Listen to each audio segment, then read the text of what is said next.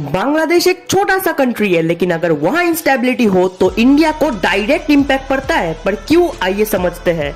India और Bangladesh 4000 kilometre से ज्यादा बॉर्डर शेयर करते हैं। सबसे लंबी बॉर्डर्स में से एक। विलेजेस, फार्म्स, रिवर्स सब कनेक्टेड है, इसलिए बांग्लादेश का कोई भी अनरेस्ट इंडिया तक तुरंत स्पिल ओवर करता है।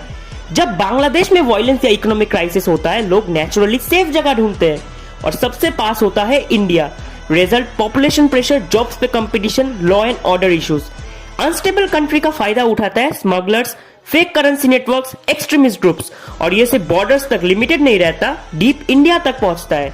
इंडिया का नॉर्थ ईस्ट बांग्लादेश के थ्रू पोर्ट्स यूज करता है। India import and export routes पे डिपेंड करता है। अगर वहां डिस्टर्बेंस आई, नॉर्थ ईस्ट इकोनॉमिकली आइसोलेट हो सकता है। जब बांग्लादेश वीक होता है, चाइना जैसे पावर्स इन्फ्लुएंस बढ़ाते हैं पोर्ट्स, प्रोजेक्ट्स, लोन्स के थ्रू, और ये डायरेक्टली इंडिया के स्ट्रेटेजिक इंटरेस्ट को चैलेंज करता है। तो ऐसे ही प्रॉब्लम्स बांग्लादेश के साथ साथ इंडिया की सिक्योरिटी, इकोनॉमी और स्टेबिलिटी का भी है।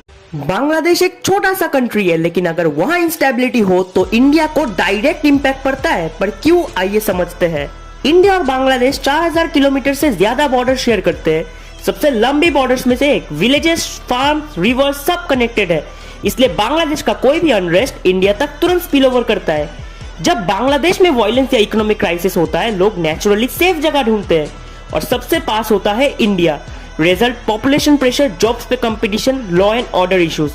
अनस्टेबल कंट्री का फायदा उठाता है smugglers, fake currency networks, extremist groups, और ये सिर्फ बॉर्डर्स तक लिमिटेड नहीं रहता, डीप इंडिया तक पहुंचता है।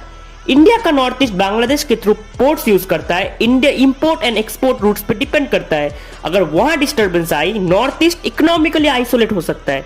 जब बांग्लादेश वीक होता है, चाइना जैसे पावर्स इन्फ्लुएंस बढ़ाते हैं पोर्ट्स, प्रोजेक्ट्स, लोन्स के थ्रू, और ये डायरेक्टली इंडिया के स्ट्रेटेजिक इंटरेस्ट को चैलेंज करता है। तो ऐसे ही प्रॉब्लम्स बांग्लादेश के साथ साथ इंडिया की सिक्योरिटी, इकोनॉमी और स्टेबिलिटी का भी है।